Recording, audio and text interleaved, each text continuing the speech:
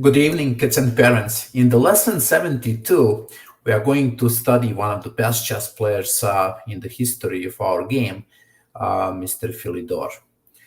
Now, Philidor was an amazing musician as well, and in the age of 11, he already performed in front of the kings of Europe. He also was a fantastic talent for chess. Now, in the openings, we have a Philidor opening, and in the Rook games, we study the Philidor Rook game that you actually can find in my course in Rook games on the NYChessKids website and YouTube channel. So let's go into this game.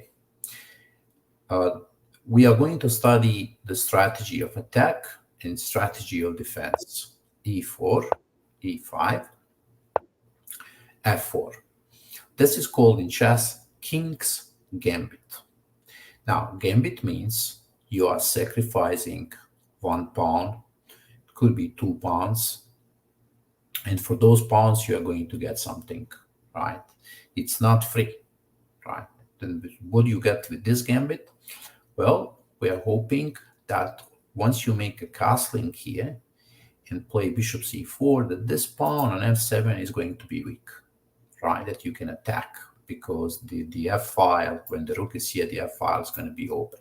So that's the idea of the gambit. Now, black can take the pawn and accept the gambit. What happened in this game? Black also can decline the gambit and play moves like d6 or d5, right? So both of those moves are fine. E takes on f4 with the idea to play queen h4 check. So white plays knight f3, g5. This is a very good move, although you are playing with a pawn, but this pawn is protecting on f4, right? And at the moment, black is a pawn up, and that's important. Bishop c4, bishop to g7, h4. Right, white is trying to destroy those pawns, but black protects the pawns very nicely. d4, d6, c3. Okay, white is strengthening the pawn on d4, that is a central pawn, but at the same time opening the diagonal for a queen. c6 and queen b3. Okay, so we have a battery here. So bishop in the queen on the same diagonal, attacking the pawn on f7. That's called in chess a battery. Now, f7, of course, we know it is the weakest pawn around the king because it is only protected by the king. Queen e7 and castling. Okay, so now it's clear that black cannot take here on e4, right? I'm sure all of you can see this move, right? Pin. Right, so here have an absolute pin, and you are winning the queen. But let's see what happened in the game. Knight e7. Now, white takes, and look at this next move that white plays. Knight g5. He's sacrificing his knight, right? So we really have to pay attention now to this move.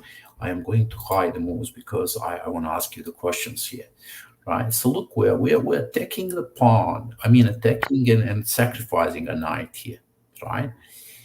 For one pawn, and then we take the second pawn. I'm going to switch board now to the black side. And my question for you is, what do you think? What is the best defense here for the black? Is it king f8 or is it king d8? What side is safer for the king? Okay, I cannot give you too much time, but hopefully you made a decision by now. In the game, king f8 is played, and that was the wrong side. You'll see the white won the game. I'll explain you why. It was better to play king d8 and hide the king. You see the king also can go to c7 if necessary, right? This would be the best position for the king. But in the game, black played king to f8. And unfortunately for the king, it is on the same file like a rook, and that's very dangerous, right? So hopefully from this game now we can see like how to attack and how to defend ourselves. Like we need to think about the safety of the king all the time. So what happened here after bishop f4? See, now it's even worse, right? Without that pawn, queen h4, check. White captured a lot of pawns, right? And not only that, but the king is really in trouble here. Look at it, big trouble. So black played 97, and now I'm trying to see if you can find a checkmate here, right? Think it is white to move. How do we make a checkmate? Do something that's called discovered check, like this one here. Discovered check. Look, the king is in check. We just move the bishop out of the way. That's called in chess discovered check. Now, bishop f6. How about you find the checkmate in this position? I know you found this move because you like to move your queen, right? Okay, checkmate. Look how beautiful end of the game, right? Short game, but we can learn a lot. But I want to go back. I want to go back and see how the defense works. Look, if let's switch again to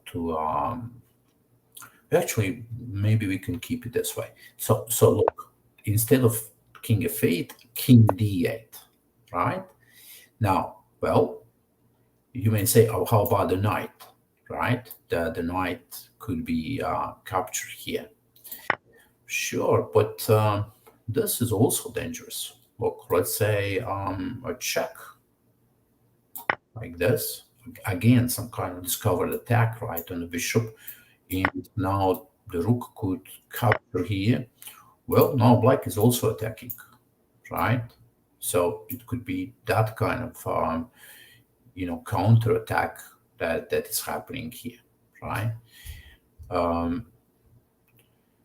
Now we also have other moves, right? We could play a move like knight f6 and attack this bishop. And when the bishop moves, now look, we could probably play here many different moves, right?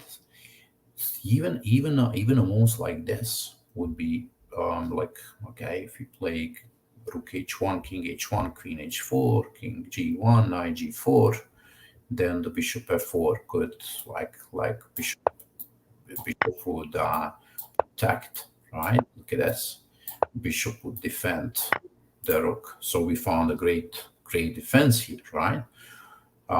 But we could see other moves here like knight g4 immediately, or maybe even knight h5 that will protect the pawn on f4, or queen h4, right? So this could be interesting and good to play. Or let's say a move like this one, right? Knight e4. Now the king cannot move. This looks quite dangerous, right? Let's say bishop takes, and then queen h4. Look, the attack and the defense that we are learning here. So we analyzed a lot of different moves, right? Queen can go to h1, and now the king cannot escape, right? You see that was better way for black to play, right? That means here we are learning that king d8 is better. Let's see what happens here. Instead of bishop g8, if the bishop takes, then again black threatening moves like queen h1, and look at this one.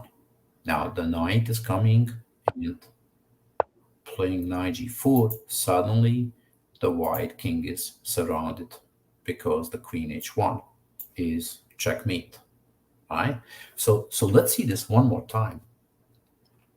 I think here in this position, right, this is the most important position. King d8 is correct, and then bring the knight to f6, knight to g4, or knight to e4, right? Depends on what white plays. That was a great defense, and the king was much, much safer on d8. Okay, boys and girls, I hope you enjoyed this lesson, and we've learned about attack and defense here in this lecture. Okay, see you next time. Bye-bye.